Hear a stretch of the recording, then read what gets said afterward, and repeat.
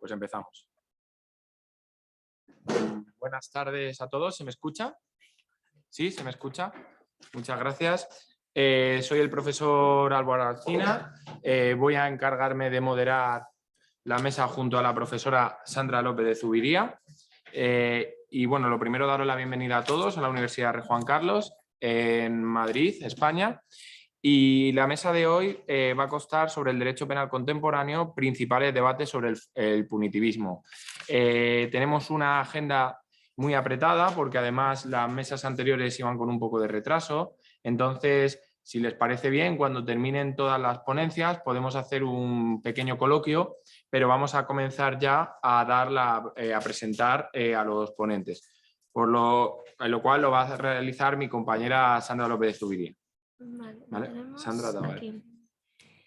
Vale, bueno, pues en primer lugar tenemos la ponencia que está aquí presencialmente. Ella es Sandra Tavares, de la Universidad Católica Portuguesa, y nos va a hacer una ponencia titulada, me aventuro con el idioma que seguramente lo pronuncie fatal, O ambiente no século XXI, conceptualizacións constitucionais e reflexos xurídico-penais. Tienes 10 minutos para hacer la presentación y voy a compartir la... ¿Es esta, verdad? Sí. Vale. Creo que... Ya se ve bien, ¿no? Vale. Te dejo a ti si quieres aquí para que tengas mejor acceso.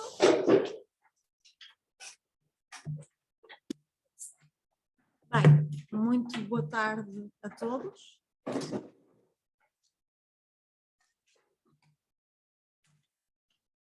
Eu não consigo falar portunhol, portanto peço desculpa, vou mesmo falar português, tentar falar devagarinho, mas depressa porque só temos pouco tempo.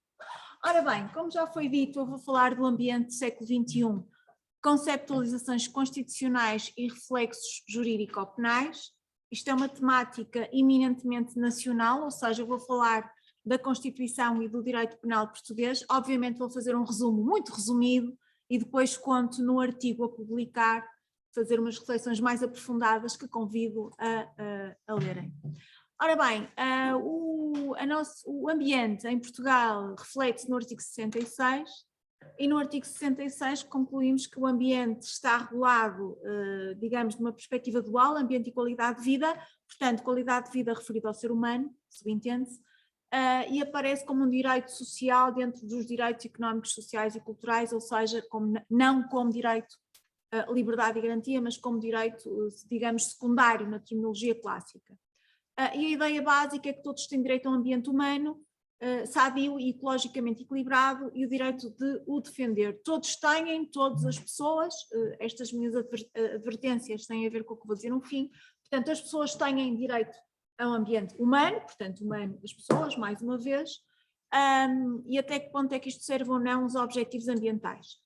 Depois o artigo 66 tem uma série de outras preocupações, a poluição, a erosão, o território, a conservação da natureza, os valores históricos, enfim, uma série de questões, a educação ambiental, a fiscalidade, enfim, a própria arquitetura, o património construído e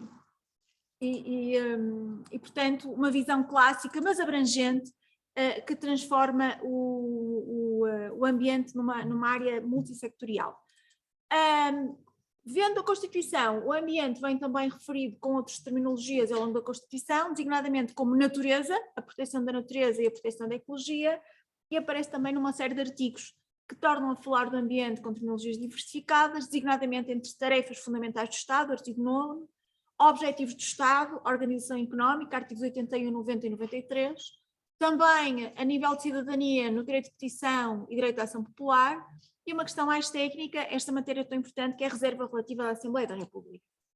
Ora bem, está hoje em curso em Portugal uma alteração da Constituição e um dos artigos que, uma das ideias, não os artigos, não só o artigo 66, mas outros, mas uma das ideias que está em alteração é exatamente a questão ambiental, que de acordo com as diferentes propostas, poderá ser visto como proteção do planeta, alterações climáticas, pegada ecológica, enfim, até há quem pretenda pôr na Constituição a ideia de transportes públicos tendencialmente gratuitos, que é uma coisa um bocadinho já muito específica, mas, indo para o que me interessa, há quem queira tutelar os animais, concretamente, animais, fauna e flora, e mais ainda o bem-estar animal, portanto não só os animais, mas como o direito deste ao seu bem-estar, e portanto já muito longe do ambiente humano e sadio para o bem-estar animal. Isto leva-nos da Constituição para o Código Penal e à velha questão da dignidade e da necessidade penal, e de facto em sede ambiental nós temos criminalizações que já são clássicas, nomeadamente a poluição ou os danos à natureza. Temos a criminalização a nível do direito penal secundário, designadamente em áreas sectoriais, empresariais, em que se tutelam aspectos que são aspectos de poluição, portanto de danos à natureza, e coloca-se também a questão a nível de neocriminalizações. Em Portugal há um foco em que esta questão se coloca com especial pertinência, que é nos crimes contra os animais de companhia, que estão previstos na lei desde 2014, morte e maus tratos de animais, abandono de animais de companhia. Coloca-se aqui uma questão interessante: o animal vale por si ou porque é de companhia, o que é um animal de companhia, será que tem que ser detido por alguém para ser animal de companhia, enfim, colocam-se todas estas questões. Não obstante, o mais interessante é a dicotomia que se tem verificado entre a neocriminalização. Portanto, em 2014 o legislador não teve dúvidas que os animais de companhia mereciam proteção penal, e a jurisprudência. Tem havido decisões ao mais alto nível do Tribunal Constitucional que dizem que não é legítimo punir, digamos, criminalmente alguém que provoque danos, maus tratos, abandono ou até a morte do animal de companhia, porque o animal de companhia, por muita dignidade social que tenha, não terá dignidade constitucional. E então coloca-se a questão: os animais de companhia podem merecer criminalização, são um valor em si. Se são um valor em si, onde é que estão na Constituição? Se não são um valor em si, resultam de quê? Do ambiente, da dignidade humana? Será que a dignidade humana em si encerra o respeito pelos animais, ou a pretensão de respeito pelos animais, ou o dever de respeitar animais? Ou seja, a verdadeira dignidade ser multifactorial? Será que de facto os animais são um valor que já está constitucionalizado e, portanto, voltando atrás, tem dignidade penal, eventualmente necessidade penal, e portanto merece constitucionalização e penalização, ou não é um valor constitucional, mas poderá ser um valor a constitucionalizar num futuro próximo? Esta é uma discussão muito presente neste momento em Portugal, nomeadamente com movimentações de massa, as pessoas que vão para a rua, revoltadas com a não punição de crimes contra os animais, é algo que tem grande ressonância social, e a questão neste momento está aqui: até que ponto é que já se podem punir comportamentos como criminais contra os animais, até que ponto é que se deviam, mas não pode, porque não estão na Constituição, estão ou não estão? Será que se tem que alterar a Constituição? Será que de facto seria útil prever o bem-estar animal para, a partir daí, se poder criminalizar comportamentos contra os animais? E depois uma questão curiosa: só os animais de companhia que merecem proteção? Também é um passo que ninguém está interessado em dar, até por questões alimentares, não é? A generalidade das pessoas comem carne, comem animais e, portanto, toda a gente gosta do animal de companhia, agora do animal alimentar já não se gosta assim tanto. Era este o desafio que eu tinha, tentei ser um bocadinho rápida porque sei que o tempo urge. Convido-vos a ler o texto que pretendo publicar. De qualquer maneira, estou aqui os meus contactos. Sou da Católica do Porto, como começou por ser dito. Está aqui o meu e-mail, o meu Instagram, disponham, e estarei disponível no fim para qualquer questão que se coloque. Muito boa tarde a todos. Muchas gracias. Bueno, muchísimas gracias, Sandra.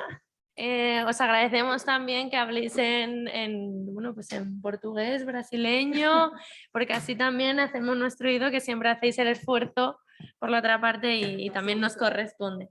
Y muchísimas gracias por ajustarte también al tiempo, porque la verdad es que, bueno, como suele ser habitual, queremos hacer muchas cosas y vamos un poquito más ajustados de tiempo de lo que deberíamos. Para continuar la sesión, no sé si estará conectado, creo que sí.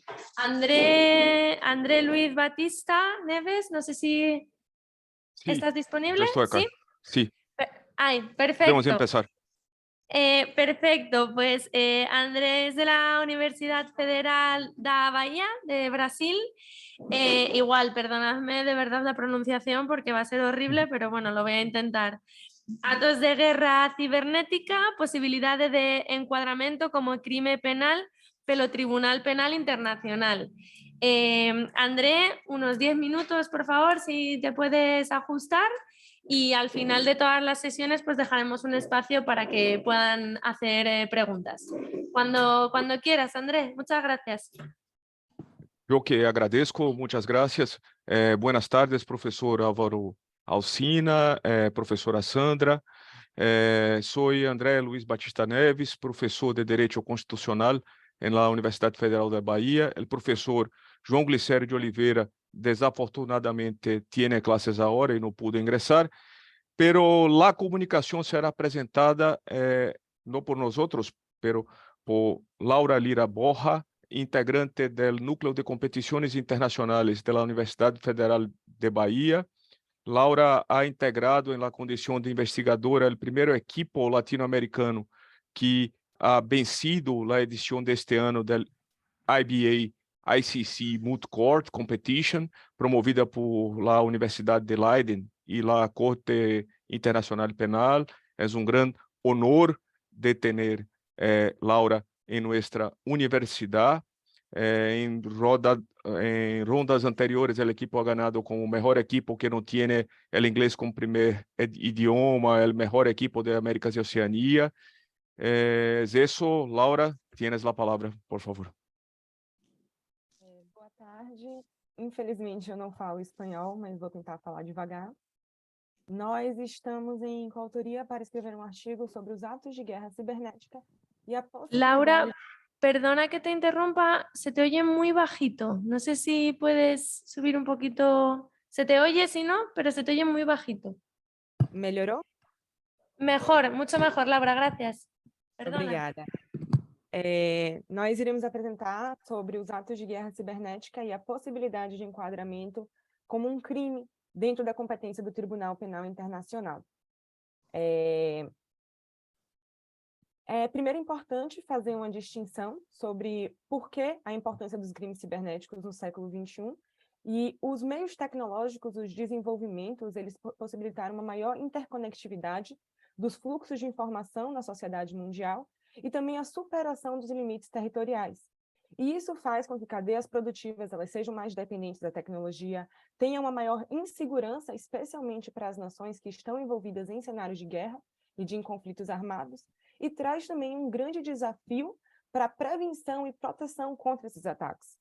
E é isso que faz importante indagar se o Tribunal Penal Internacional, dentro de um cenário de conflito de guerra, poderia enquadrar um ato cibernético como um crime pelo artigo 8º do Estatuto de Roma.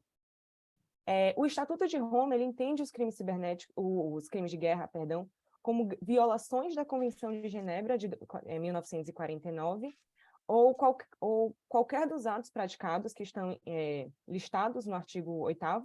São 56 atos listados pelo artigo, e eles têm elementos materiais gerais, que seriam a existência de um conflito armado, um conflito de natureza internacional, não internacional, poderia ser um conflito interno no Estado, ou um conflito que foi internacionalizado, que ele começa de uma forma nacional e ele é internacionalizado pela intervenção de terceiros.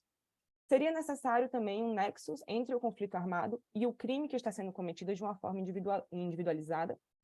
E também quem pode cometer um crime de guerra, contra quem e contra o quê? Quem pode cometer são uma das partes envolvidas no conflito contra um dos objetos protegidos pelo Estatuto no artigo 8º, que seriam os objetos civis ou a população civil que não está envolvida diretamente no conflito. Para encaixar os crimes de guerra, como os atos cibernéticos, como um crime de guerra, seria primeiro necessário conferir que existe um contexto, um elemento contextual de um conflito armado, e que o ataque cibernético que está sendo praticado, ele está sendo praticado por conta desse contexto, desse elemento contextual. Então, os responsáveis do ataque, eles não poderiam realizar aquela ação, aquele crime, sem que aquele contexto de guerra estivesse acontecendo. O ataque cibernético, nesse sentido, teria que estar dentro da configuração dada pelo Estatuto de Roma, teria que ter um ataque violento. o Estatuto de Roma ele não definiu exatamente o ataque, mas a jurisprudência do caso de Katanga e Njolo na República Democrática do Congo, do Tribunal Penal Internacional, definiram que atos de violência eles são contra o adversário, seja numa posição de defesa ou de ataque. E para os ataques cibernéticos, os crimes cibernéticos, eles serem enquadrados nessa definição, eles não precisariam ser por um meio violento, mas a consequência deles precisaria de um meio violento, seja ela direta ou não. Por exemplo, um ataque que libere as portas de uma hidrelétrica, matando milhares de civis pelo caminho daquele rio, apesar de o ataque não ser violento em si, a consequência ela é violenta. Então, ela poderia ser enquadrada como um ataque cibernético pela competência do Tribunal Penal Internacional e ser enquadrada como um crime de guerra. O ataque ele também precisaria ser atribuído a uma das duas partes que estão envolvidas no conflito, e aí surge um grande debate dentro dos ataques cibernéticos, porque é necessário que o grupo responsável pelo crime ele seja de um dos lados e tenha um certo nível de organização, que nem sempre é encontrado nos grupos de hackers por trás dos crimes cibernéticos. E também tem a dificuldade de reconhecer quem foi que praticou aquele ato, pelas dificuldades impostas pelo ciberespaço, e também de exercer a jurisdição, porque muitos desses crimes eles têm uma natureza transnacional que passam por diversas territorialidades e dificultam a atuação do Tribunal Penal Internacional. E também o ataque cibernético ele precisaria focar em objetos protegidos, em objetos civis. Então, um ataque a um hospital, por exemplo, poderia ser configurado um ataque cibernético contra um hospital que dificultasse ou impedisse a funcionalidade daquela instituição, poderia ser enquadrado como um crime de guerra. É importante destacar também os problemas para exercer a jurisdição do Tribunal Penal Internacional nos crimes cibernéticos, porque o artigo 11 do Estatuto de Roma, ele define que o tribunal terá competência se os atos a conduta é praticada em um Estado que é membro do Estatuto de Roma, ou se a pessoa que praticou aquele ato é nacional de um dos Estados. Então, se faz pensar numa possibilidade de que, exatamente pela natureza transnacional de um ataque cibernético, seria possível o Tribunal Penal Internacional exercer a sua jurisdição se a conduta, se o ato de hackear, o ato de invadir um espaço cibernético acontecesse num território que não assinou, não faz parte do Estatuto de Roma, é uma indagação que fica no cenário internacional e que precisa ser analisada num caso a caso, porque pode ser que as consequências elas não estejam manifestadas no território de uma forma que, mesmo num cenário de guerra, o Tribunal Penal ele teria essa competência para agir. E a competência do tribunal ela teria que derivar de uma forma a manifestar o princípio da complementariedade da própria jurisdição nacional do Estado que está submetendo aquela questão à corte. Esses ataques eles têm o poder de desafiar essas linhas territoriais e de dificultar uma atuação mais forte da comunidade internacional, exatamente pela sua natureza transnacional e pela sua fluidez e sua interconectividade. Então, isso nos cenários de guerra apresenta um grande problema a ser enfrentado, porque qual seria o limite que seria imposto a esses atos? Quem seria responsável por criminalizar essas atitudes? Aqui, uns exemplos de crimes que poderiam ser enquadrados dentro da competência do Tribunal Penal Internacional seria se fosse um ataque direto a uma população civil que não estão participando nas hostilidades, e isso deve ser feita uma observação de que se um grupo de civis que não participa diretamente, mas posta um vírus na internet, eles ali dentro de um cenário cibernético seriam partes, não seriam? Como enquadrar, como classificar que aquele grupo de civis realmente não está fazendo parte, sendo que o espaço cibernético ele é fluido e permite uma grande interconectividade. Então, algumas conclusões necessárias que a gente busca trazer é que há uma grande necessidade de que esses ataques e esses crimes pelo espaço cibernético sejam criminalizados, sejam responsabilizados no cenário internacional, mas eles enfrentam alguns desafios dentro da competência do Tribunal Penal Internacional, porque eles precisam, de uma forma bem direta, se enquadrar nos elementos materiais e mentais impostos pelo artigo 8 do Estatuto de Roma, eles precisam estar dentro da jurisdição da corte, a natureza transnacional impede muito sua atuação nesse cenário, e eles precisam de no momento, dentro do entendimento majoritário, que eles precisam de uma consequência violenta. Então, por exemplo, se é utilizado um ataque cibernético num cenário de guerra para poder obter informações de uma população civil e usar isso de uma forma benéfica na guerra, só obter informações não seria considerado violento e aí não seria um crime na visão do direito internacional, o que dificultaria os limites impostos a esses meios de guerra. E são essas as indagações e conclusões que o artigo busca trazer.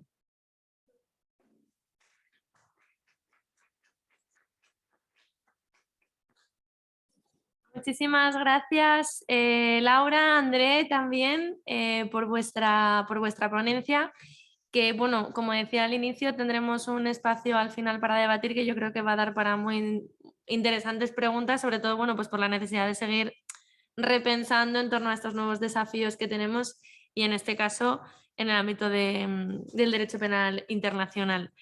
Voy a dar paso a la siguiente de las ponencias, de la mano de Jorge Rafael Matos. Creo que sí que estaba ahí disponible, con la cámara ya lo vemos. Encantada, Rafael. Es de la Universidad da Região de Joinville, de Brasil. Seguramente la haya bautizado de nuevo porque no se pronunciará así. ¿Cómo es? Perdona, Jorge. Região de Joinville. Bueno, parecido. Joinville. Perdona. Viene a presentarnos una ponencia titulada A Tecnologia como un instrumento para o respeito aos direitos fundamentais do acusado, a posibilidade de sustitución la prisão preventiva. Jorge, cuando quieras, unos 10 minutos también para la ponencia. Muchísimas gracias. Tá certo. Graças a todos, buenas tardes. Eu sou Jorge Matos. Eu hago doutorado em Unibrasil, aqui em Curitiba, em Brasil, e eu vou fazer minha apresentação em português, que é um pouquinho mais fácil.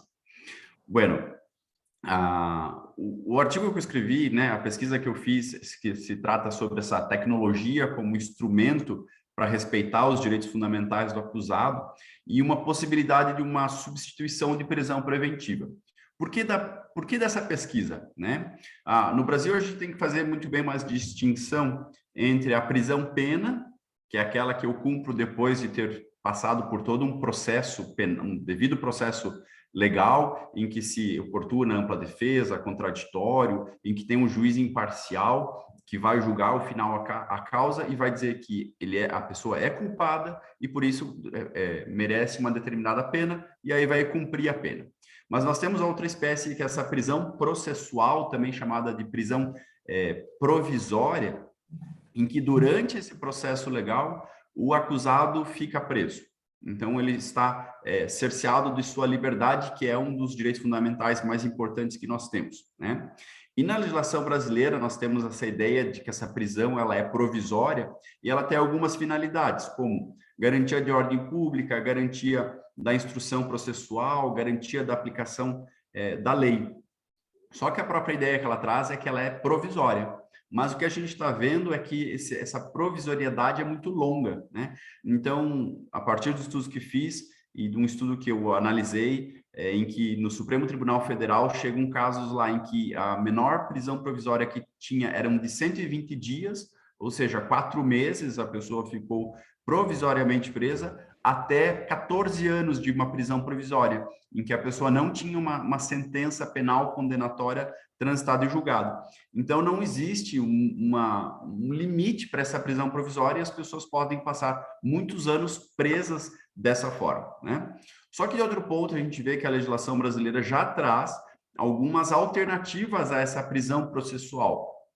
De que forma? Em que se pode utilizar de tecnologia, como acompanhamento por GPS, pode-se proibir a pessoa de frequentar determinados lugares, de ter contato com determinadas pessoas. Então, existe uma gama de alternativas para evitar que a pessoa seja colocada no cárcere. Porque qual que é o grande problema do cárcere? De colocar alguém que não tem uma sentença, que ainda não tem uma pena nessa prisão física, né? Então, nós temos no Brasil problemas como superlotação, violência, doenças, né?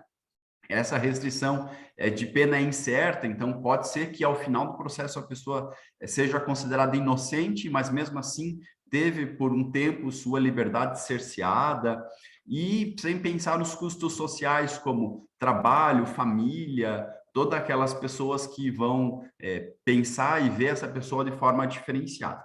Nesse ponto também deve se levar em conta que a prisão física de uma pessoa durante um processo penal é muito custosa. Por quê? Porque vai ter que, além de alimentação, vai ter que tratar da segurança dessa pessoa no cárcere, segurança para ela não sair de lá, mas segurança também para ela não sofrer violência nessa prisão e muitas outras situações.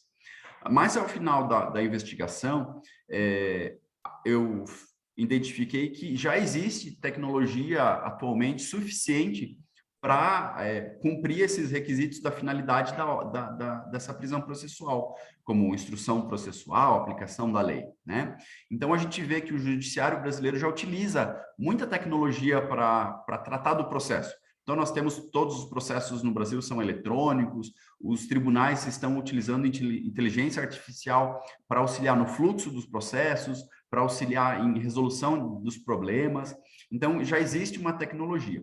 Mais especificadamente em relação à tecnologia para a localização de uma pessoa, né, uma tecnologia de geolocalização, se percebe que não é nova essa discussão. Desde os anos 60, nos Estados Unidos, já existe estudos para aplicar essa tecnologia para pessoas que estejam cumprindo pena ou que estejam dentro de um processo penal, né? E aí o trabalho, essa investigação aqui, ela detectou 3 formas ou 3 objetivos para a utilização de tecnologia de GPS para localizar alguém, né? Pode ter uma tecnologia de GPS para detenção de uma pessoa, ou seja, que ela fique restrita a um determinado local, então ela não pode sair de sua residência, ela não pode sair de um determinado perímetro.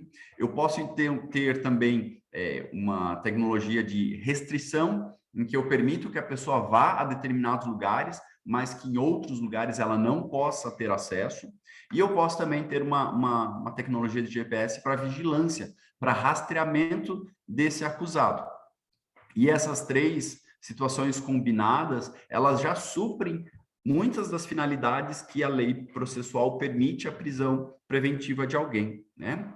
Do outro lado, quando a gente conversa sobre custos, a gente percebe que o custo para aplicar a tecnologia de GPS para cuidar de pessoas que são acusadas provisoriamente é muito menor do que o custo de uma prisão física, em que vai ter que ter, né, segurança, alimentação, o próprio estabelecimento físico, sem falar dos custos humanos, né? Então, custos humanos, nós vamos ter mais pessoas de segurança, e essas pessoas, né, que são os carcereiros, também são influenciados pelas situações que ocorrem dentro do cárcere, né?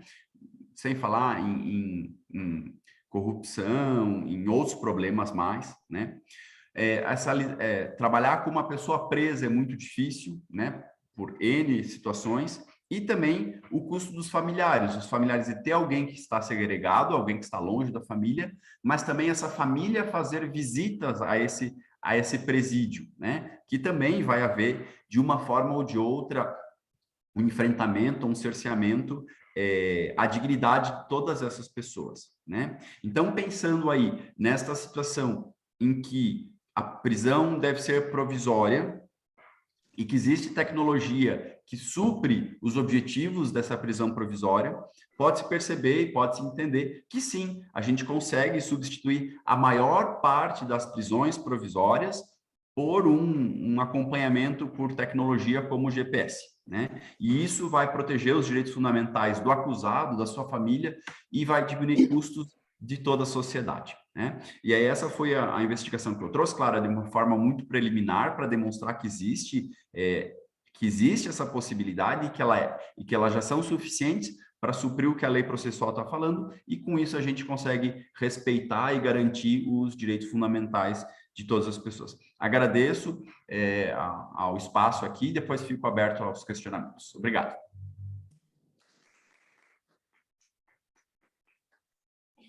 Muchísimas gracias, Jorge, y agradeceros de verdad el esfuerzo que sé que es pues intentar limitar tanto contenido en tan poquito tiempo. Así, bueno, por lo menos dejamos espacio para que haya múltiples preguntas que podamos atender al final. A continuación en el programa está Carlos Fernández Abad. Carlos es un compañero de mi área de Derecho Penal, pero bueno, por problemas personales no ha podido estar presente hoy. En su lugar voy a hacer un cambio en el orden del programa y bueno, pues como era Carlos Fernández Abad, voy a poner a Carlos González León, que está aquí presente, que era la última persona en exponer hoy, pero lo va a hacer ahora. ¿Lo vas a hacer de pie o siéntate aquí si quieres? Estoy metiéndolo mientras sí te presento, si eso. Carlos González León es igualmente compañero del área de Derecho Penal de la Universidad Rey Juan Carlos y viene a hablarnos con este título: Evolución legislativa y jurisprudencial en materia de imprudencia, necesidad de justicia o deber de solidaridad. Disculpad porque por el cambio vamos a preparar ahora la presentación. La tienes, esta no, vale. Es esta, ¿verdad? Sí. Vale, espera un segundito que lo comparto. ¿Es esta? Vale, bueno, además como hay confianza, le he pedido a mi compañero que sea incluso un poquito más breve del tiempo que tenía asignado inicialmente, porque vamos un poco mal de tiempo. Así que Carlos, cuando quieras, si puedes ajustarlo un poquito más, estupendo. Muy bien, muchas gracias, Sandra. Espero que se me escuche correctamente. Sí, dicen que sí. Vale. Bueno, en primer lugar, como es creo obligado, pues quiero agradecer la dirección del Congreso, tanto a Sandra López de Zubiría como al profesor Gabriel Martín, así como a la coordinación por el profesor Álvaro Alcina, y Fabio da Silva. Y por supuesto, pues dar los buenos días y las buenas tardes al resto de compañeros y compañeras de Brasil y de Portugal que en este momento pues, nos visualizan de manera virtual. Con el objetivo de hacer caso y comportarme como corresponde ante la moderación propuesta y diseñada por Sandra, mi objetivo de la intervención es tratar de hacer una rápida evolución tanto legislativa como jurisprudencial en materia de imprudencia, ¿no? Y de hecho el título es bastante amplio, por lo tanto os pido disculpas por ello. Sin embargo, concreto un poco con una interrogación sobre si hay necesidad de justicia o deber de solidaridad. Para ello, la presentación la pretendía iniciar tratando un pequeño problema con una pregunta que me gustaría que si no poníamos en alto entre todos, sí que al menos reflexionáramos sobre ella, ¿no? Y es sobre un supuesto en el que pues, cualquier sujeto pudiera conducir tomando algunas cervezas y posteriormente pues, atropellar en un paso de peatones a una persona, falleciendo esta en el acto y marchándose del lugar sin ningún tipo de atención. Por lo tanto, ante ese supuesto, que es un supuesto extraído de jurisprudencia, como podréis observar a continuación, la pregunta que me planteo es ¿qué delitos cometería este sujeto, ¿no? Al que he mencionado o he denominado Juan? Un delito contra la seguridad vial y un homicidio imprudente, delito contra la seguridad vial, homicidio imprudente y omisión del deber de socorro, únicamente homicidio imprudente o ninguna respuesta es correcta, ¿no? Y bueno, pues utilizando un poco artimaña en mi elaboración de la pregunta, pues casi que muy posiblemente la mayoría de vosotros entendáis que ninguna respuesta es correcta, ¿no? ¿Por qué digo ninguna respuesta es correcta? Aunque lógicamente este es el objetivo del debate y de la intervención de hoy. Pues ninguna respuesta es correcta porque si tenemos en cuenta y ponemos en entredicho que en España hay que tener en cuenta tanto la reforma operada a través de la Ley Orgánica 1/2015, la 2/2019 de 1 de marzo y la 11/2022 de septiembre, concretamente del día 13 del año pasado, pues nos encontramos con que, bueno, pues a través de esas reformas en concreto y de manera específica, la 11/2022, hay la introducción de una figura novedosa en el Código Penal español que es el delito de abandono, huida, fuga del lugar del accidente. Por lo tanto, lógicamente yo en esas respuestas en ningún caso pongo esa posibilidad. Sin embargo, también algo hay interesante en estas respuestas y es la posibilidad de castigar o no por un delito de omisión. Claro, ante esto y en la sentencia a la que citaba, ¿no?, en ese supuesto que me inventaba de alguna manera, pues os traigo aquí pues, un pequeño fragmento donde se habla de inidoneidad absoluta como consecuencia de no poder castigar una omisión cuando en nada habría afectado el realizarla, ¿no?, con respecto a la indemnidad del bien jurídico protegido. Sin embargo, para no detenerme, he expuesto algunas sentencias más que bueno, os puedo facilitar si consideráis a bien. En esta en concreto, porque es interesante, un voto particular del magistrado Puente Segura, donde establece que, aunque no se pueda castigar por el delito consumado de omisión del deber de socorro, sí que podría realizarse en grado de tentativa, pero dejando un poco de lado el delito de omisión del deber de socorro y la redacción que tiene nuestro Código Penal a través del artículo 195 del Código Penal, lo que me interesa es destacar este tercer apartado en el que dice: si la víctima lo fuere por por accidente ocasionado fortuitamente por el que se omitió el auxilio, las penas serán unas u otras en función de si se lleva a cabo de forma fortuita o de forma imprudente. Por lo tanto, esto tiene una estrecha conexión con la redacción, como veréis y verán a continuación, del propio tipo penal 382 bis, donde se regula esa nueva figura a la que hacía referencia anteriormente. En cuanto a la omisión, aquí os dejo una sentencia que trataba de analizar para que viesen qué requisitos y criterios exige el Tribunal Supremo para hablar de omisión del deber de socorro, que me voy a saltar por motivos de tiempo, pero sí quiero hacer una breve referencia ya sí, tratando de ir cada vez más rápido, de esa ley que es la que es donde se engloba la creación de este tipo penal, ¿no?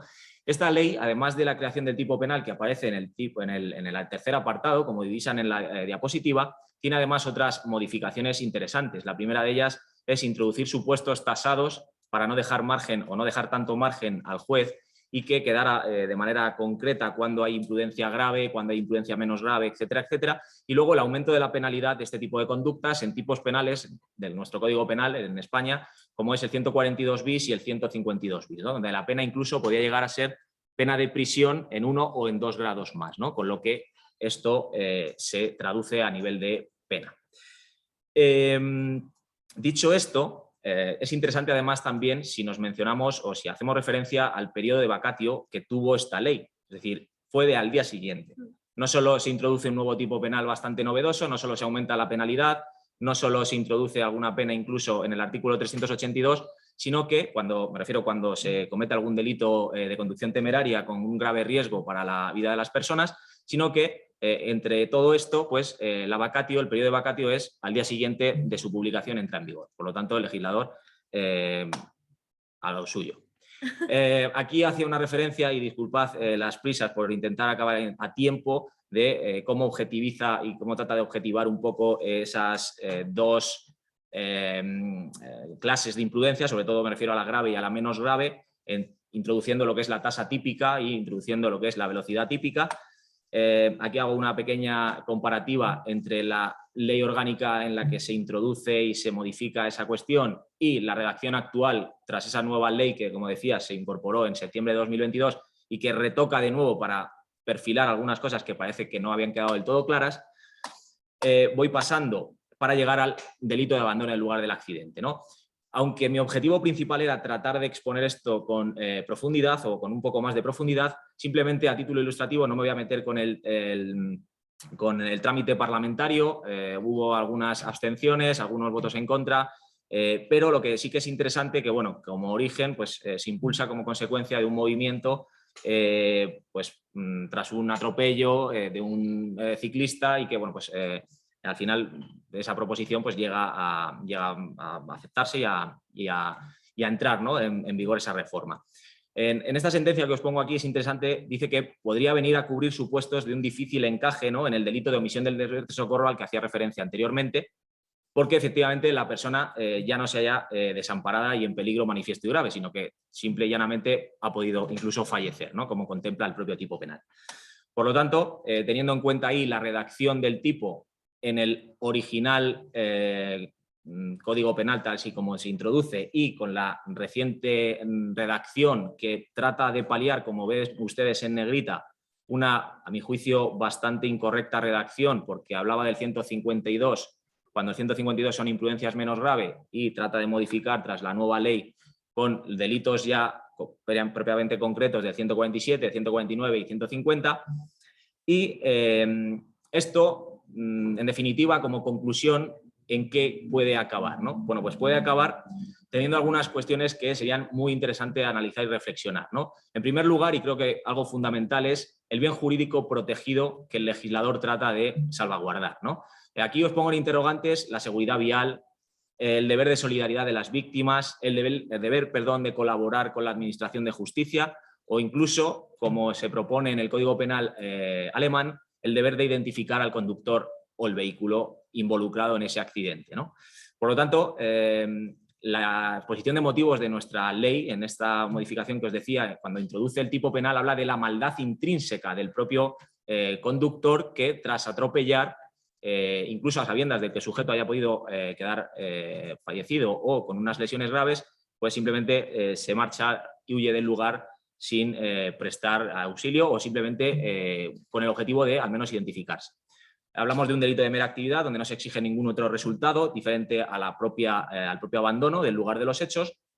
En cuanto al grado de ejecución, podemos tener algunas discrepancias sobre si puede caber o no la fase de tentativa y con esto el posible desistimiento. Por ejemplo, Vicente Magro establece que hay inexistencia de tentativa y hay algunos otros autores, entre los que me incluyo, que podríamos determinar que sí que podría haber tentativa, ¿no?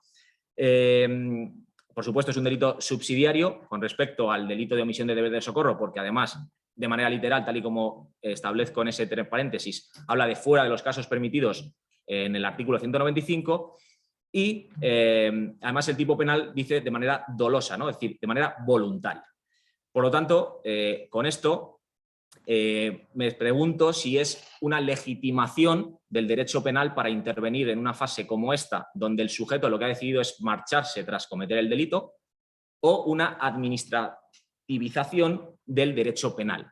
Porque esta administrativización, podemos verla como consecuencia de ese Real Decreto Legislativo que os establezco ahí, ambos dos, tanto desde 2003, desde 2003, eso es un error, una rata, como del 2015, donde se establece ya castigo, digamos, ya pues una serie de soluciones para los sujetos que deciden abandonar el lugar de los hechos, que considero que sí que pueden estar bien en el ámbito administrativo, pero no en el ámbito del derecho penal. Porque como conclusión y reflexión final, incluso el legislador, al hablar de imprudencia o de fortuito, la comisión de ese accidente, que esto también daría lugar a determinar si más es un accidente o es un siniestro, la clave está en ¿y si es doloso? ¿Y si yo atropello de manera dolosa a un sujeto y me marcho? El tipo penal no establece de forma dolosa, dice de forma imprudente, de forma fortuita. Por lo tanto, en una estrategia de defensa, si yo digo, bueno, no, es que yo he decidido voluntariamente atropellar y me marcho. Por lo tanto, dejo la reflexión de esta última cuestión y algunas de las que he dejado entrever para determinar y cerrar que efectivamente ninguna legislación, ni la alemana ni la italiana, plantea esta tipificación, aunque la tiene desde la maldad intrínseca y desde el deber de solidaridad de las víctimas a parar tras cometer un atropello, y por ello considero que debe rechazarse en un Estado social y democrático de derecho la regulación del delito de abandono, huida o fuga del lugar del accidente. Porque ante este absoluto y total disparate, por tanto, propongo su derogación. Muchas gracias.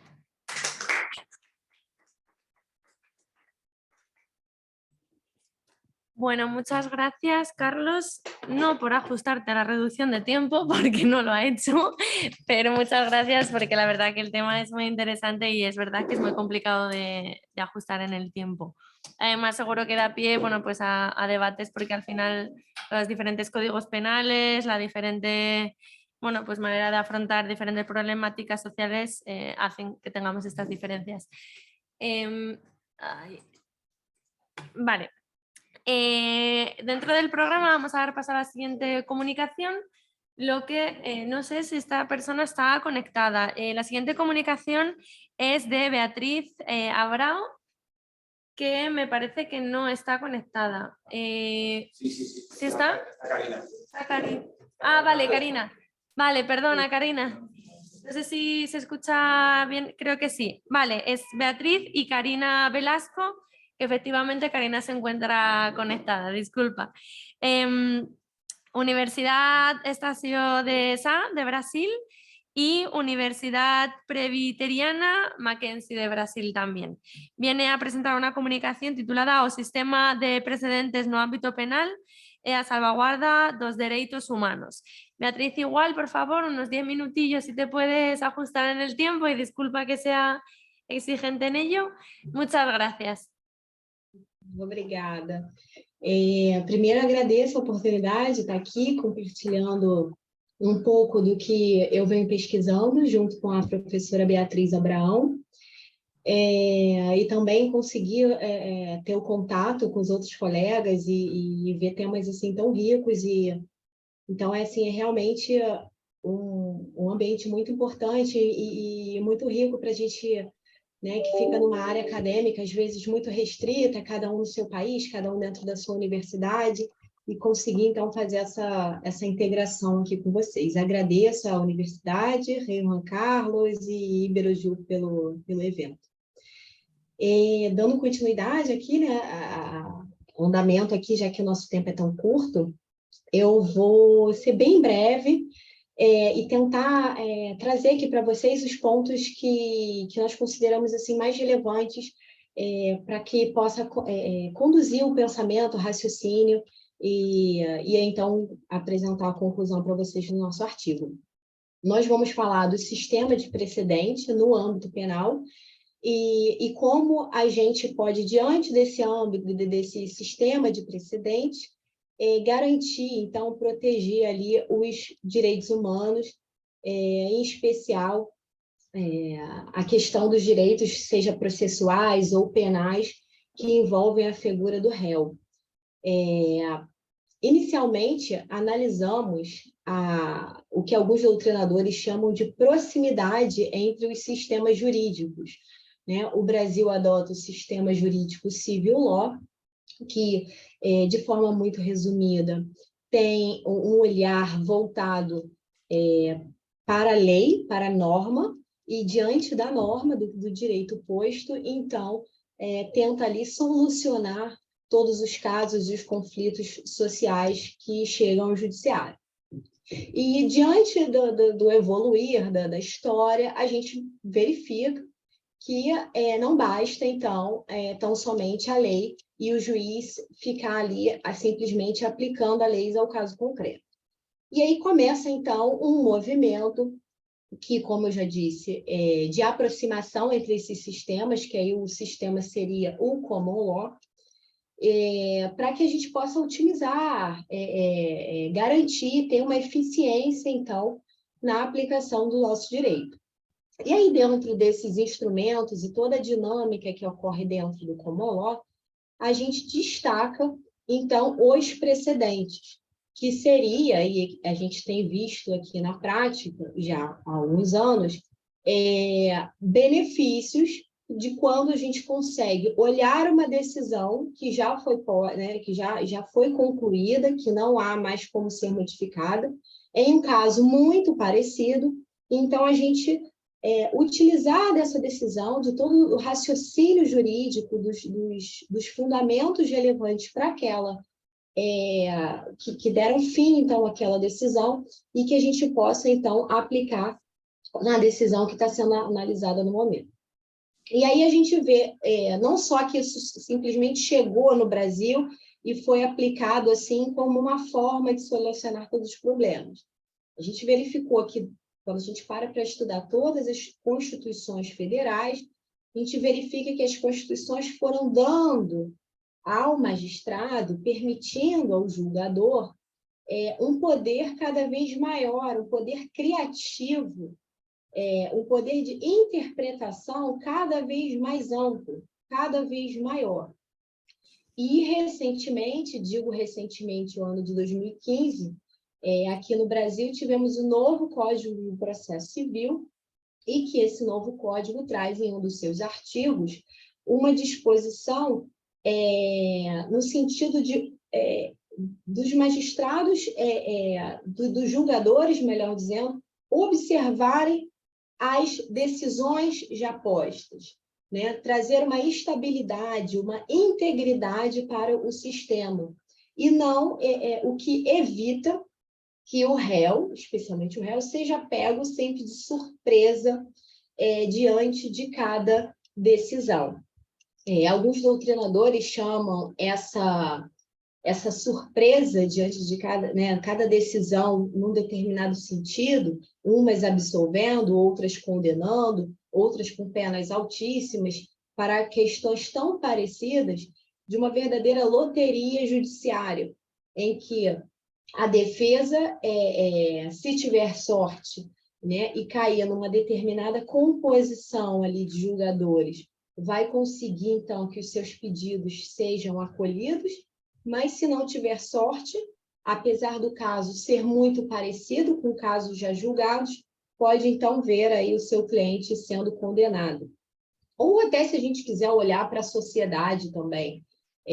Eu trabalho aqui no Ministério Público do Estado do Rio de Janeiro, aqui no Brasil, então, se a gente também olhar para a sociedade e verificar a figura ali de um combate contra, né, o réu, num viés ali de procurar, então, a punição daquilo ali e levar a paz social, muitas vezes o próprio Ministério Público é surpreendido diante de uma decisão totalmente diferente do que, então, vinha sendo posta. Aí entram algumas questões sobre ativismo judicial, mas não é o nosso foco. É mais uma questão da legislação atual permitir um ambiente muito amplo para o julgador se distanciar da lei e aí, então, resolver aquele caso concreto. O réu, a defesa, as partes processuais estarem constantemente surpreendidas com aquelas decisões, né? Muitas decisões que a gente também pode pegar uma orientação do sistema common law, que seria o overruling. A gente vê cada vez mais sendo mencionados nas decisões essa questão de ser o julgador, naquele momento, ele entendeu que aquele direito não vai ser dado como era dado até então, porque ele entende que aquele entendimento jurídico, então, está ultrapassado ou ele é inadequado, e aí, então, ele surpreende as partes dentro desse cenário jurídico. E aí, diante de tudo isso, como é que a gente pode solucionar, né? O que a gente vê é que há dois caminhos. Um já está sendo posto aí pelo direito civil, e pode ser que o processo penal, então, a área penal, vá no mesmo sentido, para que a gente possa, então, resguardar os direitos das partes, em especial o direito à liberdade, um direito tão importante. E o que o direito civil já vem colocando? Uma questão de modular os efeitos da decisão. Toda vez que aquela decisão for contrária ao que já está posto, às decisões já postas, aos casos já julgados, o tribunal precisa manifestar a partir de quando aquilo ali vai estar valendo. E assim seria uma forma, então, da gente proteger os direitos humanos naquela situação ali discutida. E uma outra saída, algo que também torna relevante, trazer na lei, né, matrizes bem definidas no que tange à teoria dos precedentes. Porque simplesmente utilizar os precedentes, como é utilizado nos Estados Unidos, ou como a gente pode ver na Inglaterra, sem que a gente faça adaptações à nossa realidade, que é o que, na minha visão, está acontecendo, torna um ambiente totalmente inseguro, viola a segurança jurídica, que, por sua vez, né, a legalidade, e coloca, então, os direitos humanos num cenário de total complicações, enfim, de total abalo. Então, essas são as duas saídas que a gente chega numa conclusão.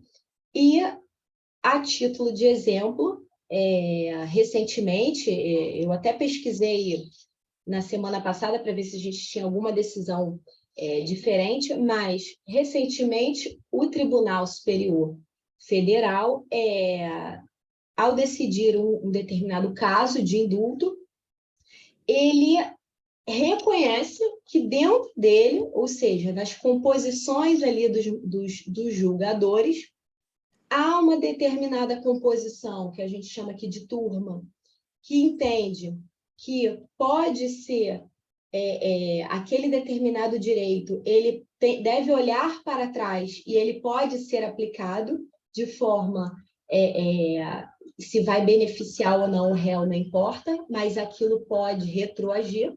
E uma outra composição de magistrados dentro do mesmo tribunal entende que não, que aquele ato ele não pode retroagir, e isso em benefício do réu.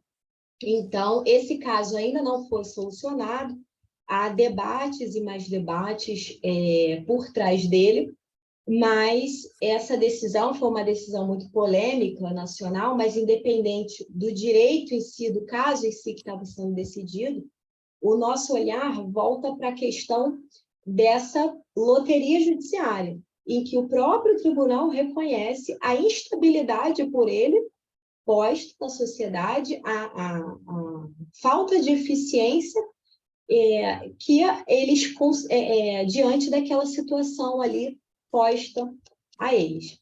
Tá? Esse aí foi, então, um resumo do que a gente vem pesquisando, do que a gente vai apresentar no artigo que a gente entregou a vocês. Eu espero que, enfim, tenha conduzido aí o raciocínio de vocês, e no final eu aguardo perguntas e demais debates.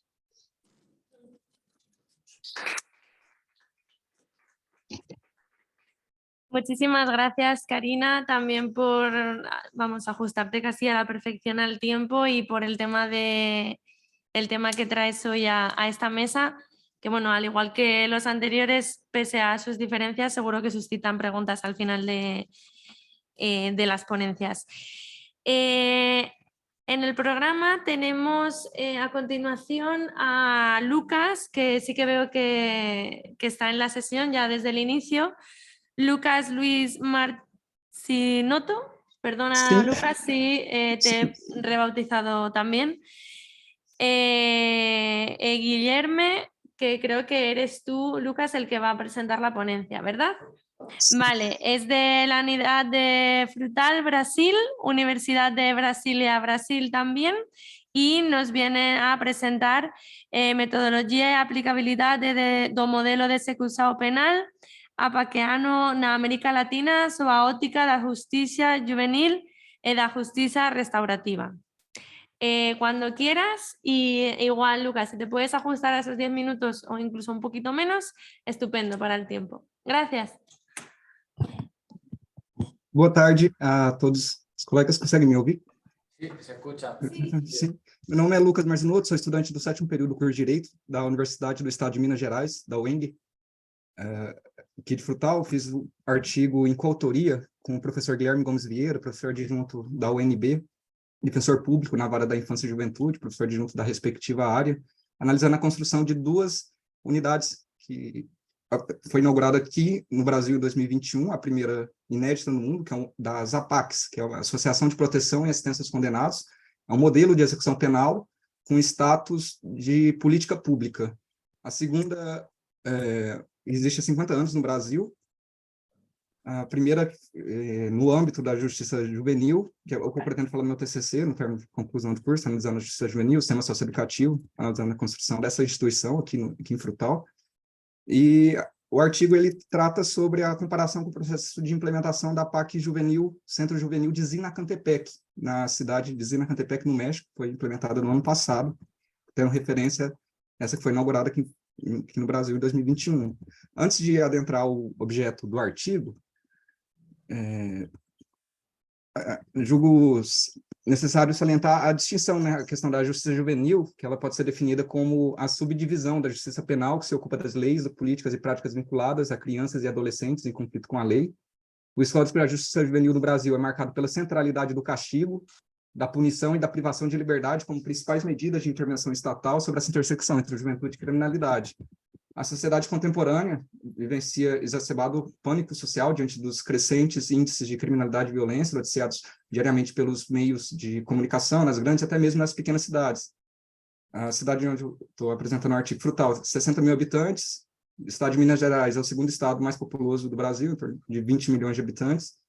E nos últimos 10 anos, 3 unidades prisionais foram construídas aqui na cidade. O modelo de execução penal apaquiano, que existe há 50 anos, tem em mais de 12 países no mundo, Argentina, tem na Europa, e nesse contexto, né, a ausência e ineficácia de programas sociais e governamentais efetivos produzem uma série de vulnerabilidades que atingem de modo especial as crianças e adolescentes, considerando política como tudo que envolve a polis, a construção de políticas públicas, ela deve objetivar a finalidade de ser instrumento de transformação na vida dos cidadãos, razão pela qual deve se empenhar esforços para a efetivação dos seus direitos, a fim de alcançar o objetivo primeiro da pacificação social, combatendo as mazelas das desigualdades sociais, um dos principais problemas sociais que o Brasil enfrenta, juntamente com o racismo e a superlotação carcerária. Todavia, com o analisar crítico da realidade brasileira, é perceptível não raras vezes de depararmos com situações que mostram-se contrárias aos objetivos delineados em nossa Constituição e nas leis que integram o ordenamento jurídico pátrio, sendo o sistema carcerário e socioeducativo tradicionais um claro exemplo dessas problemáticas. A evolução do sistema carcerário nos conduziu a um cenário que, teoricamente, o objetivo principal ao privar alguém de sua liberdade é promover sua ressocialização, a fim de que aquele que outrora promovia danos à sociedade possa retornar ao convívio de seus pares, ciente da sua responsabilidade enquanto cidadão e apto a contribuir para a comunidade. No entanto, entretanto, seja no sistema prisional, seja no socioeducativo, deparamos-nos de forma geral com a infeliz realidade em que as pessoas são ali depositadas somente para serem afastadas do seio social e ao deixarem o cárcere sem novas perspectivas e sem se aperceberem como seres valorosos para si e para a comunidade que os odeia, retomam os antigos hábitos e voltam a delinquir, passando a viver nesse deletério ciclo vicioso. A sociedade, com plena razão, exige do poder público mais segurança e medidas que afastam esses transgressores do convívio social, tornando pautas polêmicas pelo senso comum aceitáveis, como endurecimento das penas privativas de liberdade, redução da minoridade penal, mas que a longo prazo, ao nosso ver, na elaboração do artigo, apenas favorecem a superlotação das prisões e mescla de jovens infratores com criminosos adultos contumazes, gerando um aumento significativo da criminalidade. Ao fim, as futuras gerações acabam caindo num cenário de menor esperança, criando uma grande bola de neve que o sistema prisional já não é capaz sequer de lidar com seus usuários atuais. Embora resolver esse caos social quase irreversível requer muita vontade política, recursos e ações de muitos atores chaves, não apenas do sistema de justiça criminal, a APAC, mais uma vez, ela inova e busca trazer mais segurança à sociedade e resgatar vidas perdidas, adaptando sua metodologia para o público juvenil, objetivando cumprir o mandamento constitucional à luz do princípio da dignidade da pessoa humana,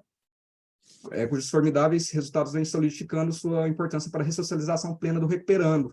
Mas a APAC em si, a definição é a Associação de Proteção e Assistência aos Condenados. Ela é uma associação sem fins lucrativos, com personalidade própria, que antes mesmo de começar a trabalhar com jovens infratores, se dedicou por várias décadas exclusivamente à recuperação e reintegração social de pessoas adultas sentenciadas a penas privativas de liberdade. A entidade surgiu com o objetivo de recuperar presos, proteger a sociedade, socorrer as vítimas e promover a justiça restaurativa. E, por meio dessa metodologia própria, desenvolvida ao longo dos últimos 50 anos, seu propósito é evitar a reincidência no crime ao oferecer alternativas para que o condenado se recupere e, assim, tornar a sociedade mais pacífica e segura. Atua como entidade parceira do Poder Judiciário e Executivo, respectivamente, na execução penal e na administração do cumprimento das penas privativas de liberdade. Em relação aos adultos, as APACs apresentam resultados impressionantes, como o custo médio mensal de um recuperando na APAC de apenas 1/3, quando comparado com outros modelos prisionais, e a taxa de reincidência criminal de 13,9%, conforme dados apurados pelo Tribunal de Justiça do Estado de Minas Gerais. Desse modo, a cada 100 pessoas que passam pela APAC, mais de 86 são efetivamente inseridas dignamente ao convívio livre em sociedade sem reincidir. A partir da experiência exitosa das APACs voltadas aos adultos, o método foi adequado ao público jovem, cumprido com a lei, entendida como uma fase específica do desenvolvimento humano. Além disso, sob o ponto de vista do ato infracional, que é equiparado ao crime, só que para os jovens. E é importante salientar que a legislação também é diferente da que vigora para o indivíduo adulto, pois o adolescente ele responde sobre a lógica do Estatuto da Criança e do Adolescente, que inclusive na data de hoje celebra 33 anos de sua criação. O Estatuto da Criança e do Adolescente é um importante marco legal na proteção de direitos fundamentais das crianças e adolescentes do Brasil, que apesar de seu caráter progressista, a normativa que busca proteger e promover a integralidade dos direitos infanto-juvenis ainda encontra empecilhos para sua total efetivação. Dentro do sistema socioeducativo, o ECA, o Estatuto da Criança e do Adolescente, às vezes parece não existir. Violações de direitos, abusos e violência são parte do cotidiano de adolescentes e jovens, ataques aos direitos conquistados, os retrocessos legais sofridos nos últimos anos escancaram essa dura realidade. A essência da APAC, desse modelo de execução penal, encontra-se no profundo processo de valorização humana. Isso completa o círculo do processo de reintegração, acompanhamento jurídico, acompanhamento institucional e com voluntariado, que é um dos 12 pontos do método, o acompanhamento moral e espiritual em um todo coordenado. A metodologia ela caracteriza-se pela aplicação de uma disciplina rígida, baseada no respeito e na ordem, com atividades diárias que incluem trabalho, estudo, espiritualidade, valorização humana, formação profissional, ajuda mútua, integração e participação da família, entre outras. Sob a filosofia de matar o criminoso e salvar o homem, a APAC tem como objetivo promover a humanização das prisões, sem perder de vista o caráter punitivo da pena, prevenir a reincidência e oferecer condições para que a pessoa privada de liberdade se recupere, a partir de uma visão personalizada, profunda e estruturada das necessidades específicas de cada pessoa, prestando especial atenção à responsabilidade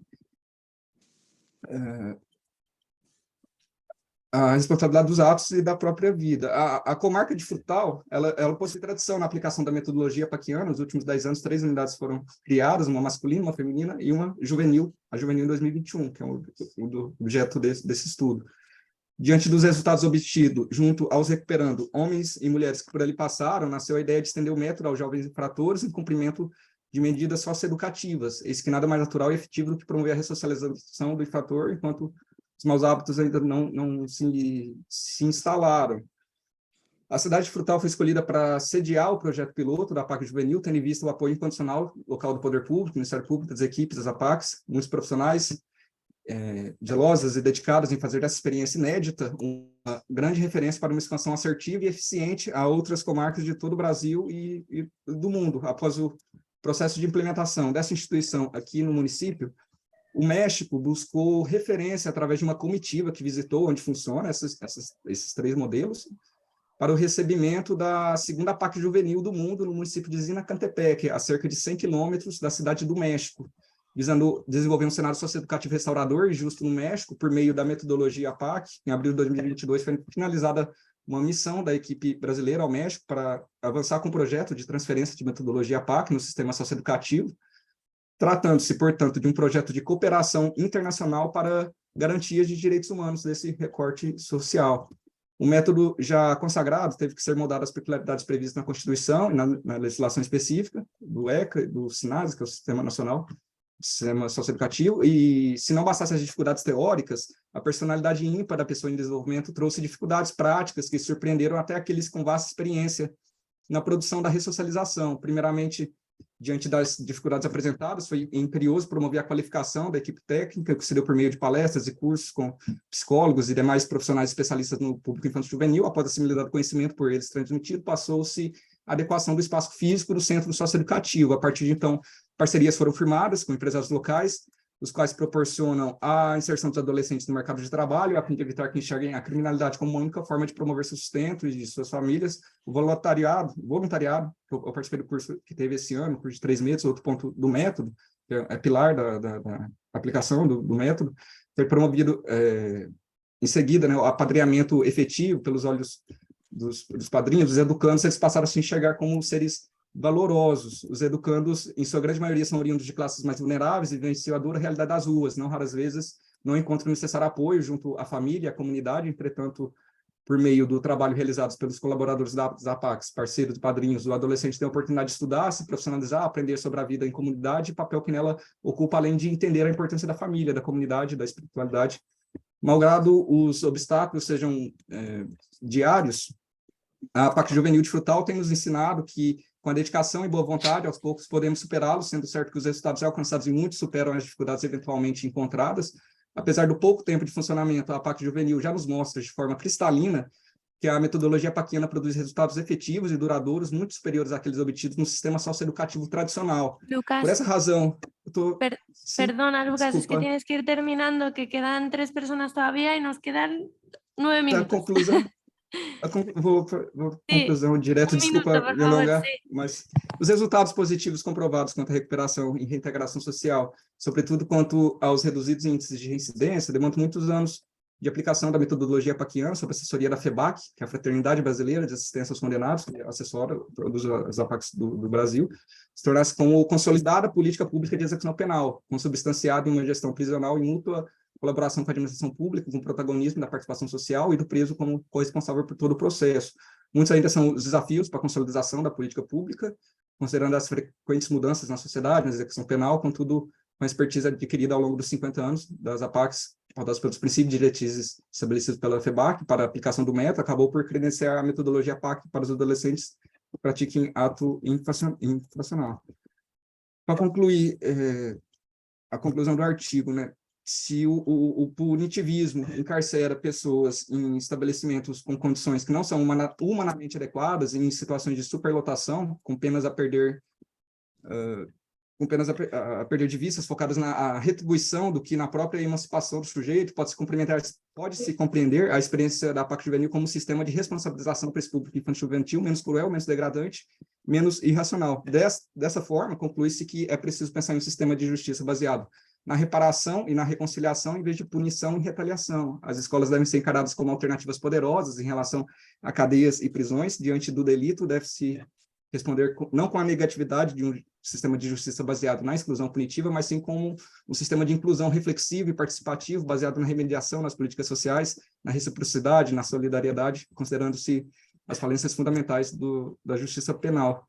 Dessa forma, para concluir, peço perdão desde já por me alongar mais que o tempo, conclui-se que o método de execução paquiano, por conseguinte, reforça a mudança da realidade do sistema carcerário brasileiro, visando melhorar suas condições, nada obstante, reduzir a superlotação não basta, pois é preciso pensar em novas formas de resolução de conflitos. Para finalizar, gostaria de agradecer imensamente a oportunidade de poder participar desse evento que promove relevantes debates acadêmicos, agradecer ao Iberojur, nessa data simbólica que hoje representa o 33º aniversário da implementação do Estatuto da Criança e do Adolescente, essa data simbólica que sirva de inspiração na luta por um futuro livre, de violações, opressões, cheio de esperança para a nossa juventude.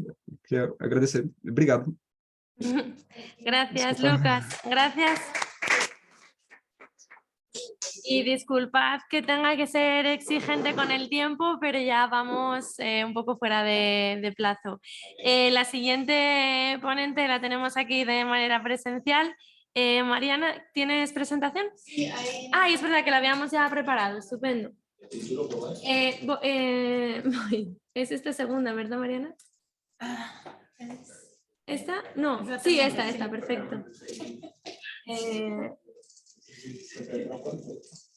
Vamos a compartir aquí y así. Vale, bueno, la siguiente ponente, como decía, es Mariana Vilas Boas, de la Universidad Católica Portuguesa, y viene a presentar una ponencia titulada As alterações ao Código Penal Español na secuencia do caso La Manada, ejemplo a seguir pelo ordenamento portugués. Un tema que, perdón la parcialidad, pero a mí me gusta mucho porque es un tema de mi interés especialmente. Mariana, cuando quieras, 10 minutos, si puedes algo menos, estupendo. Muchas gracias. Olá, eu vou falar em português, espero que me entendam. Muito boa tarde. Fui percebendo ao longo do dia que vinha falar com professores de Direito Penal espanhol, portanto que saberão mais disto do que eu.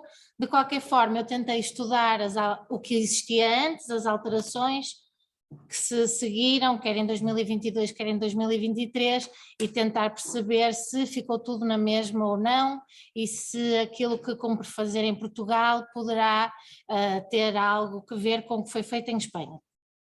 Então, sabem isto melhor que eu, novamente, os artigos 178 e 179 diziam respeito às agressões sexuais, seriam ataques à liberdade sexual com e sem penetração e que implicassem necessariamente o emprego de violência ou de intimidação.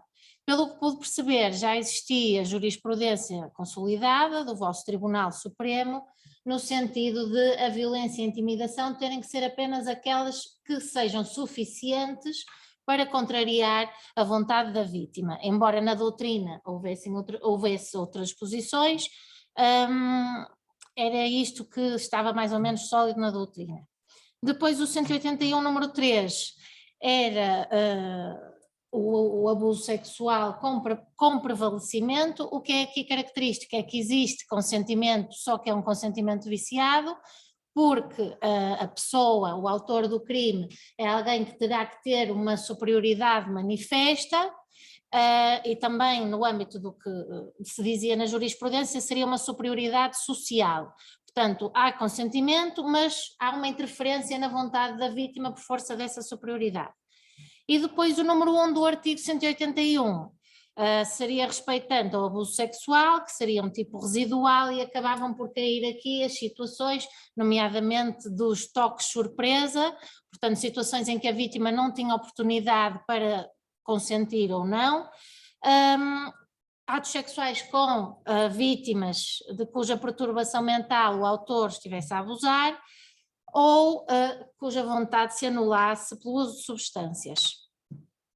Depois, em 2016, o caso La Manada veio pôr aqui Espanha num turbilhão, e não só, foi uma questão que foi falada por todo o mundo. A sentença de primeira instância de 2018 e depois a segunda vieram entender que não existia violência ou intimidação no caso, e pelo contrário, não pelo contrário, mas portanto teria havido um consentimento, porém um consentimento inválido. Para quem não está a par, está a ouvir em casa, eram 5 autores do crime que tiveram relações sexuais simultâneas com uma rapariga de 18 anos num prédio isolado à meia da noite. Este entendimento veio revoltar a sociedade espanhola, que saiu massivamente à rua, dizendo isto não é abuso, isto é violação. Portanto, foi aqui a terminologia, se calhar usada, que fomentou alguma da revolta e as ilações que daí se tiraram. No entretanto, houve algumas propostas legislativas, quer pelo governo mais conservador, pelo que percebi que estava na altura em vigor, e por outra facção que seria do grupo parlamentar feminista, vamos pôr assim as coisas, mas o Tribunal Supremo acabou por vir dizer que face à jurisprudência consolidada que existia, aquela era uma situação de intimidação ambiental, não tinha havido consentimento e havia sim intimidação e um crime praticado contra a vontade da vítima, agravado pela atuação conjunta. Ora, para dar alguma resposta a esta revolta social, ou surgiu esta lei já no âmbito de um novo governo, uma lei que foi feita com o auxílio de juristas, mas pelo Ministério da Igualdade, eliminou o crime de abusos, portanto a parte da terminologia ficou resolvida, e criou um crime legal, portanto um tipo legal de crime só de agressões sexuais, em que se equiparavam todos os meios de comissão deste crime. Tem uma moldura penal muito alargada e cumpriria ao juiz, no âmbito dessa moldura legal, fixar a medida concreta da pena, tendo em conta os meios usados. Esta lei vem definir o consentimento, é conhecida como a lei solo si e si, e então só se entende que existe consentimento quando este tenha sido manifestado livremente, mediante atos que, considerando as circunstâncias do caso, expressem de forma clara a vontade da vítima. Baixou as penas previstas para condutas violentas e intimidatórias. Ora, naquilo que pude perceber até agora, e na minha opinião, claro, parece-me que a alteração da terminologia terá sido bem-vinda, tendo em conta que a sociedade não se revia no conceito de abusos aplicado a uma conduta tão grave. Penso que ter-se posto o consentimento como o não consentimento com um foco, com um papel principal foi muito importante também. Há uma definição de consentimento, o que também pode facilitar a aplicação da lei de uma forma mais certa ou não, isso aí depois terá que, vamos vendo. Depois eliminou-se a possibilidade de aplicar multa, o que acontecia nos termos do número 1 dos abusos sexuais.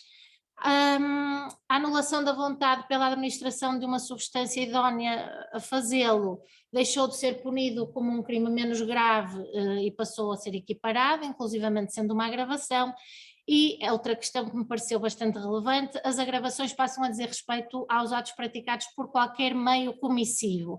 Portanto, enquanto que se estivessem em causa abusos sexuais, nos termos da lei anterior não se podia, por exemplo, aplicar a agravação da atuação conjunta, agora já pode. Pronto. Aspectos negativos. Em Espanha, ao contrário do que acontece em Portugal, a lei penal mais favorável ao arguido aplica-se a sentenças mesmo transitadas em julgado. Portanto, a partir do momento em que entrou em vigor a lei de 2022, procedeu-se à revisão das sentenças e, de acordo com dados de março de 2023, foram reduzidas 721 penas e 74 pessoas foram libertadas antecipadamente. Recordo que os crimes praticados com violência ou intimidação viram as suas penas máximas reduzidas. Há quem diga que estas revisões foram mecânicas e que se poderia ter procedido a uma análise caso a caso, portanto, se fossem condutas já anteriormente previstas, não tinha que se ter mexido na pena, não se devia ter revisto a sentença. E depois eu levanto aqui a questão também se esta equiparação dos meios comissivos faz sentido, se efetivamente evita a revitimização. Isto porque vai ter que se perceber para fixar a medida da pena se houve violência ou não, portanto vão-se colocar as mesmas questões que se colocavam anteriormente às vítimas. E depois a moldura penal é demasiado larga e parece-me que isso prejudica a certeza e a segurança na aplicação da lei. Em 2023, em face deste escândalo, não é, criado pela libertação antecipada e pela redução das penas, vieram novamente aumentar-se as penas dos atos praticados por violência, intimidação e agora acrescentou-se quando a vítima tem a sua vontade anulada. Isto surgiu na sequência de uma comunicação que vi em Lisboa sobre crimes sexuais, e a juíza e professora que estava na altura lá a falar disse que tínhamos voltado ao que havia antes. Eu fiquei a pensar nisso, está tudo na mesma? Eu acho que não. Pronto, temos um só crime de agressões sexuais, como a lei de 2022, portanto tudo na mesma é igual a 95. Eu diria que não, que efetivamente há aqui traços de 2022 que se mantiveram. Há um só crime de agressões sexuais, e efetivamente agora são agressões e não são abusos. O consentimento manteve o seu papel central, não estamos perante agressões e só depois em baixo fala-se de abusos, mas sim temos um crime de agressões que diz que os atos são aqueles e sem consentimento entende-se que são crime e só depois é que se agrava as condutas por causa dos meios comissivos. E depois as outras vantagens também se mantêm.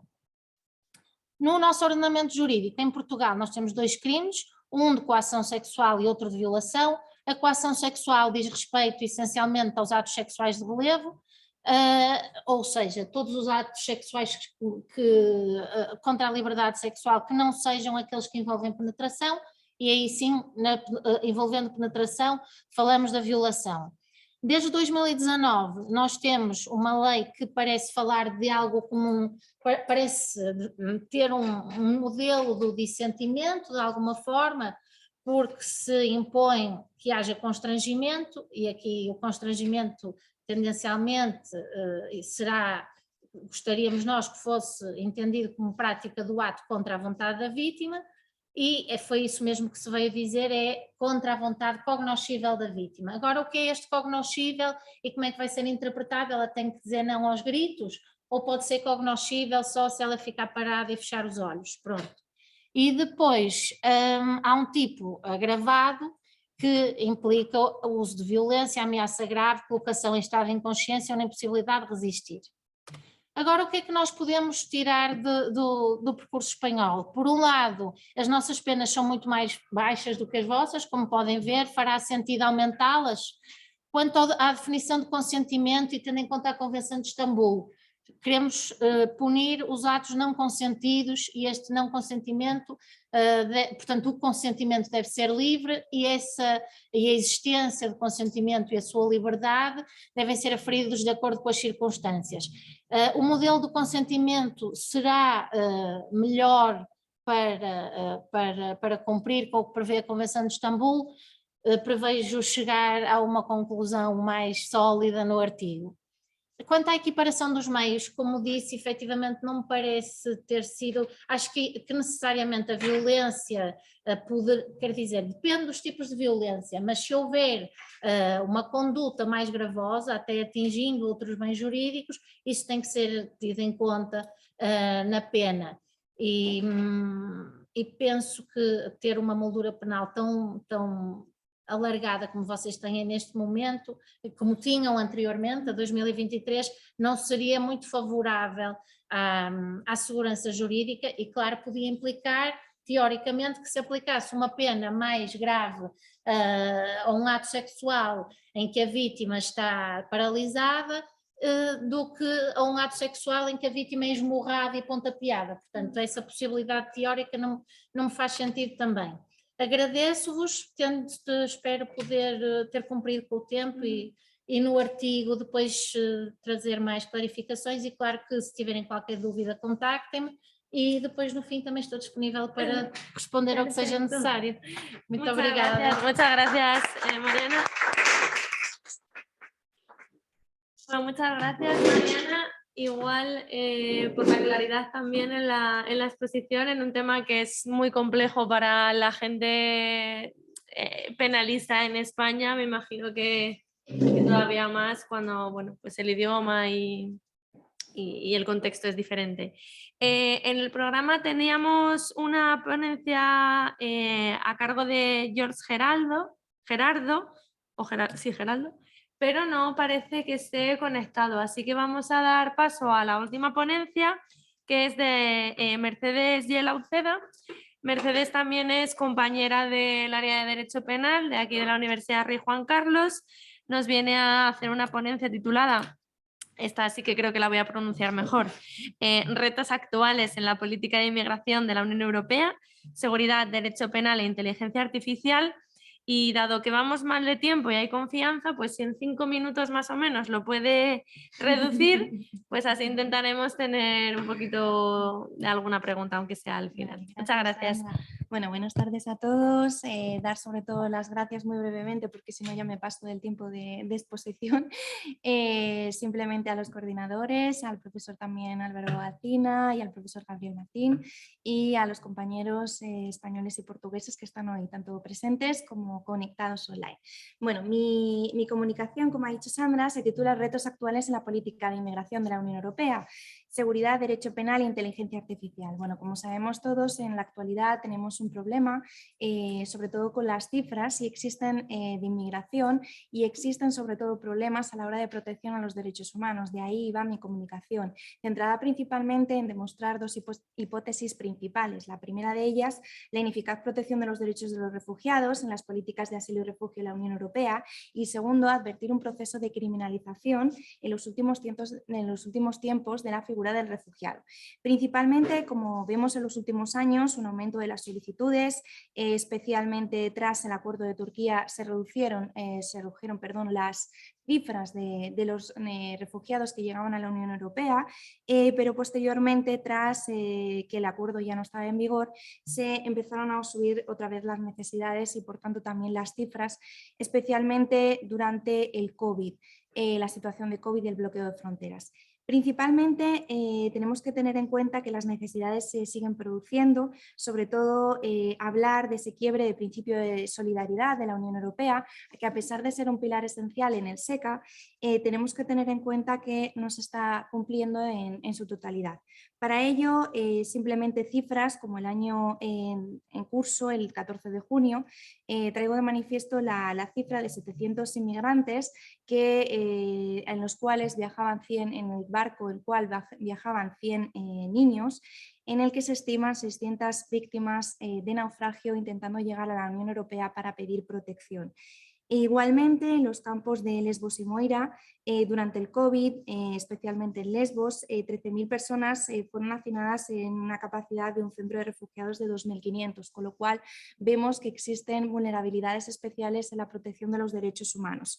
Sobre todo, también encontramos en el principio de responsabilidad compartida un quiebre de ese principio de responsabilidad compartida con una carga excesiva de las solicitudes y sobre todo una carga en el trámite de las solicitudes en los países que se encuentran especialmente en las fronteras de la Unión Europea, como son Grecia, España, Portugal e Italia, con lo cual es algo que debemos de tener en cuenta.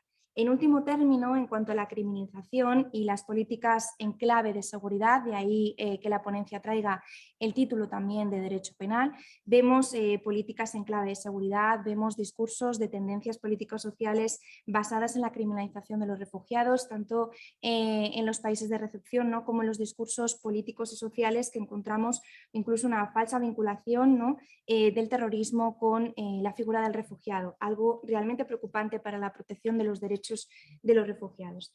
En último término, traer sobre todo a colación el discurso del odio, tener en cuenta las palabras de Ursula von der Leyen desde la Unión Europea. En nombre de la Unión Europea hablaba que el odio es odio y en definitiva nadie tiene que soportarlo independientemente del origen y teniendo en cuenta la conexión esencial de los derechos humanos con la institución de refugio. Incluso la inteligencia artificial en los últimos años ha venido para quedarse y nos ayuda sobre todo en estas políticas de la Unión Europea y sobre todo en clave de la inmigración y asilo. ¿Cómo? Bueno, pues tenemos varios sistemas desde el reglamento de 2019 de información basados sobre todo en cooperación policial y en el asilo e inmigración que detectan sobre todo a través de herramientas biométricas las personas que llegan a la Unión Europea a través de los sistemas conocidos como SIS, como los VIS, que se refieren a los visados de corta duración, y como también el sistema de Eurodac, que es el responsable en determinar qué Estado tiene que tramitar la solicitud de asilo y refugio en función de si la persona ha llegado, atraviesa por primera vez el país de la Unión Europea. Esto nos lleva a varios problemas, como por ejemplo, si una persona sufre un retraso en 17 meses, más o menos el tiempo aproximado, según dicen los estudios, en terminar de tramitar su solicitud de refugio, como ha entrado a la Unión Europea, por ejemplo, vamos a poner España, no puede cambiarse de país ni viajar durante este tiempo hasta que no se tramita su solicitud de refugio. Igualmente, otras dificultades encontramos como sesgos, ¿no?, la ausencia de atención de determinados rasgos, también la dificultad de las huellas, incluso herramientas de inteligencia artificial que hablan, ¿no?, de la posibilidad de construir huellas huellas en este caso dactilares que simulen, ¿no?, determinadas identidades, incluso la necesidad de la supervisión humana de todos los rasgos biométricos que se recogen, incluso el control. Y de ahí me gustaría, en último término, destacar, por ejemplo, avances también en plataformas de inteligencia artificial, como plataformas puente de determinadas comunidades autónomas, por ejemplo, en nuestro país, que se dedican a la integración, ¿no?, de los refugiados, sobre todo en términos de actividades ayudándoles en el lenguaje o actividades sociales para una mejor integración en nuestro país.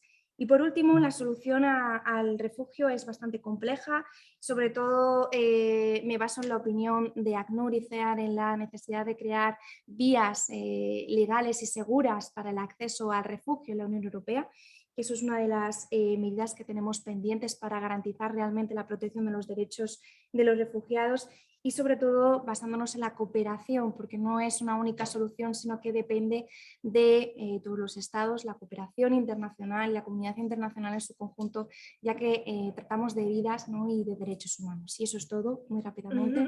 Gracias. Bueno, muchas gracias Mercedes, y especialmente por tan claridad y poder hacer ese discurso pues, en poquito tiempo como le he pedido. Vamos ya bastante tarde en el tiempo y no sé si queréis hacer alguna apreciación, si no pues daríamos por cerrada la mesa. ¿Hay de manera online algún comentario? Bueno, pues en todos los casos los ponentes han facilitado también su dirección de correo y siempre, seguramente a través de tanto de Fabio pues como el resto de personas que estamos aquí, podremos hacer llegar esas presentaciones o direcciones de correo para cualquier cosa pues más. Y efectivamente me chivan por aquí que podremos leerlas en las publicaciones que van a salir de este congreso. Así que muchas gracias y que disfrutéis del resto del día, tarde, noche en los diferentes países en los que estamos. Muchas gracias. Sí,